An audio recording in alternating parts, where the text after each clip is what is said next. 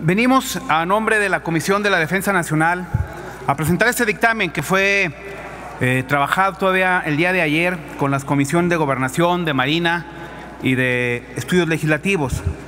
Aprovecho para hacer un reconocimiento a los presidentes de estas comisiones, al senador Benjamín Robles, al senador Ricardo Barroso, por supuesto a la senadora Cristina Díaz, presidenta de la Comisión de Gobernación, por el trabajo que se llevó la coordinación para poder sacar de manera institucional y cuidado el proceso de dictaminación. He de mencionar que este dictamen que estamos hoy poniendo a consideración es resultado de un proceso que realmente permitió la discusión y escuchar las voces que estaban a favor o en contra, o incluso aquellas que tenían dudas. No es proceso de fast track, como se dijo, es una dictaminación que se llevó además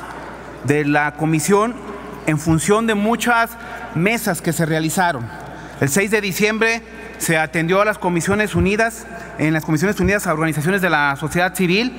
a funcionarios provenientes del Alto Comisionado de las Naciones Unidas en materia de derechos humanos.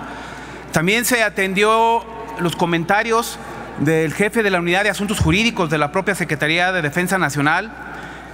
El 7 de diciembre, en otra reunión, se atendieron las inquietudes y comentarios del comisionado presidente del INAI, el doctor Francisco Javier Acuña, quien planteó algunas de las inquietudes que tenían en relación al artículo 9 del proyecto de dictamen que llegó de Cámara de Diputados.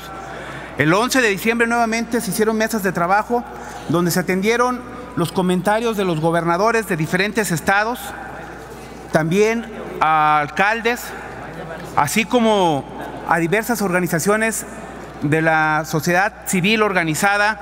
que vinieron a presentar también, insisto, comentarios a favor, en contra, dudas respecto a la minuta que estábamos en análisis. Ayer tuvimos un amplio debate en el seno de las comisiones, estuvimos cerca de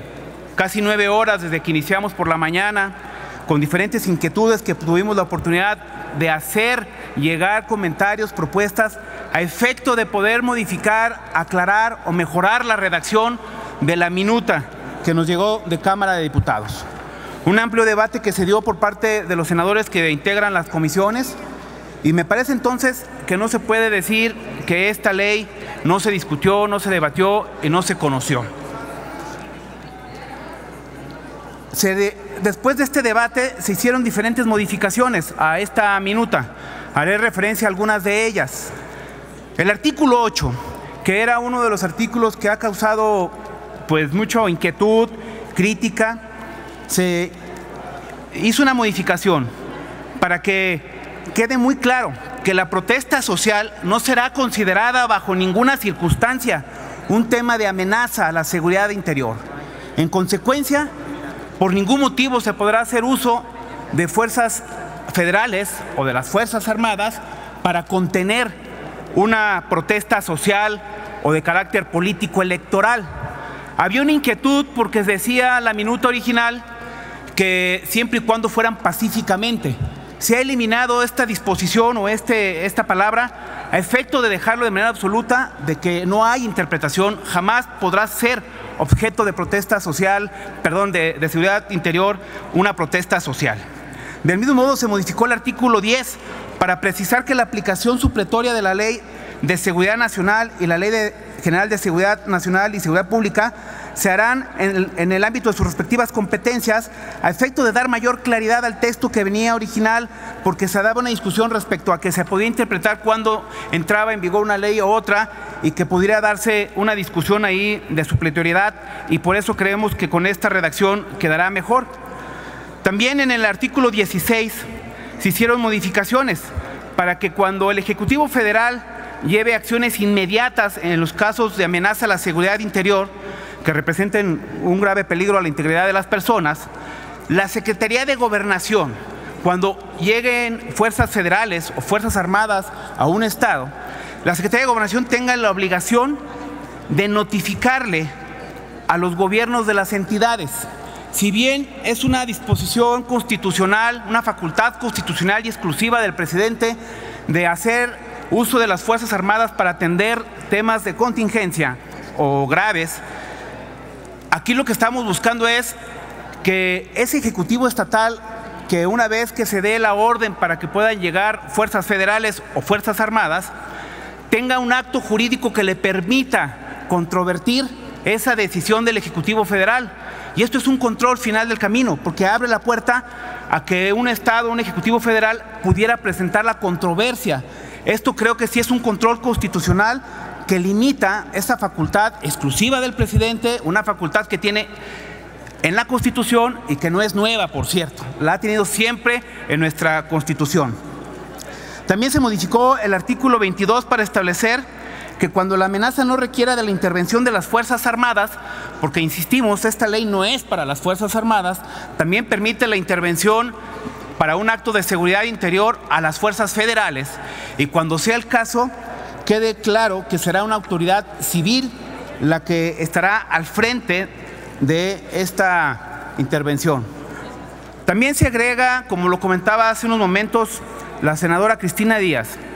un artículo transitorio que es fundamental, quiero insistir en él.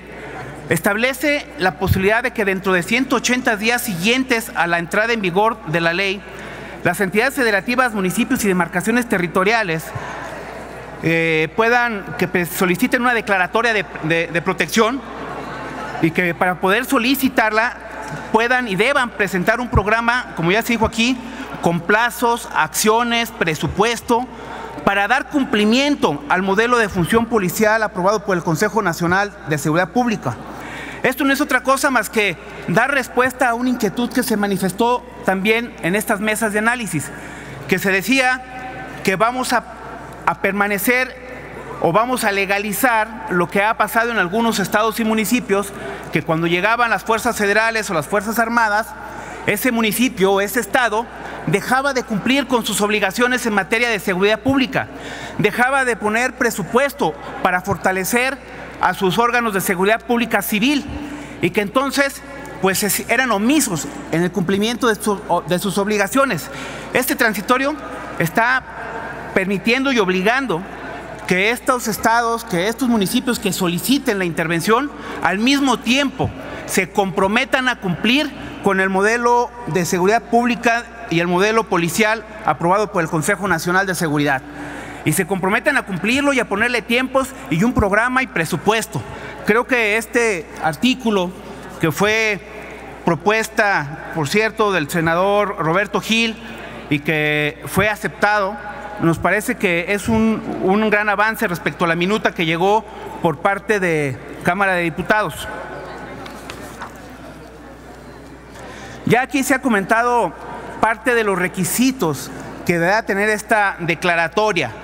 que cuando el presidente la emita, la tendrá que fundamentar, motivar, establecer cuáles son las causas que motivan o generan esa amenaza a la seguridad interior, la obligación de publicarla en el periódico oficial, la obligación de rendirle un informe a la Comisión Bicameral de Seguridad Nacional, para que pueda hacer realmente esta comisión un control legislativo al ejercicio de esta facultad, que por cierto, y lo comento en lo personal, estaremos revisando las funciones que tiene hoy en ley esta comisión bicameral, y si es necesario ampliarlas, hagámoslo. Habremos de presentar en lo personal una iniciativa para modificar las funciones y que realmente esta comisión bicameral pueda ejercer a plenitud ese control legislativo en el ámbito de sus competencias en función de esta declaratoria cuando sea el caso. La otra discusión que se ha dado alrededor de este dictamen ha sido el tema de la temporalidad.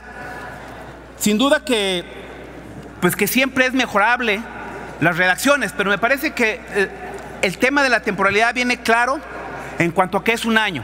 La discusión está en que si esa causa que motivó la llegada o la declaratoria no ha sido resuelta, pueda permanecer y se pueda prorrogar. Y había quien decía, pues entonces quedará eternamente ahí la causa. No es así, como ya se comentó también aquí, hay que leerlo de manera integral, porque también en este dictamen se establece que se deberá de motivar y justificar la permanencia de la causa que originó la declaratoria. No es una prórroga discrecional, es una prórroga con controles. Finalmente, mucho se ha dicho también del tema de la participación de las Fuerzas Armadas en la calle. Pareciera que desconocemos la realidad de lo que ha sido la presencia, la actuación, las facultades de las Fuerzas Armadas en otras tareas, además de las tareas que creemos a veces equivocadamente son solamente la de preservar el territorio nacional frente a una amenaza exterior. Las Fuerzas Armadas, desde el punto de vista administrativo, de la seguridad que tienen en nuestras costas y de cómo se fueron incorporando también desde hace ya muchos años facultades a las Fuerzas Armadas, pero también al mismo tiempo cómo se incorporó el tema de la delincuencia organizada como un tema de seguridad nacional y que en ese momento que se hizo esa incorporación se le dieron facultades a las Fuerzas Armadas en el tema de combate a la delincuencia organizada. Creo que es muy ilustrativo, ya dará él seguramente aquí una explicación más amplia del tema. Reconozcamos que hay una presencia hoy en día de las Fuerzas Armadas. Según el informe de la Sedena del año 2016, se encontraban activas 142 bases de operaciones mixtas en el territorio nacional. Había, según este informe, 3.386 militares, vehículos militares y despliegues de las Fuerzas Armadas en diferentes estados. Y esto ha sido reconocido, buscado y además solicitado por muchos de los estados.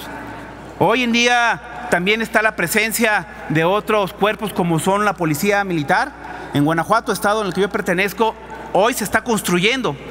una brigada, las instalaciones de una brigada de Policía Militar a petición del estado, de los municipios que incluso se peleaban la sede de esta brigada y que incluso participaron con presupuesto para poder tener ahí el apoyo de esta Policía Militar. Creo que lo que estamos haciendo con esta ley no es una ley a las Fuerzas Armadas, es una ley que establece procedimientos, tiempos, requisitos para regular la declaratoria y en consecuencia la participación de fuerzas federales o Fuerzas Armadas en temas de seguridad interior, una facultad que tienen desde hace muchos años en la propia ley que regula al Ejército y en otras leyes como es la de Seguridad Nacional. Estas son las consideraciones que venimos a poner a su consideración a nombre de la Comisión de Defensa Nacional y en lo personal habremos de dar otras discusiones con otras reservas ya como simplemente senador y miembro de esta Asamblea. Muchas gracias. Gracias, presidente.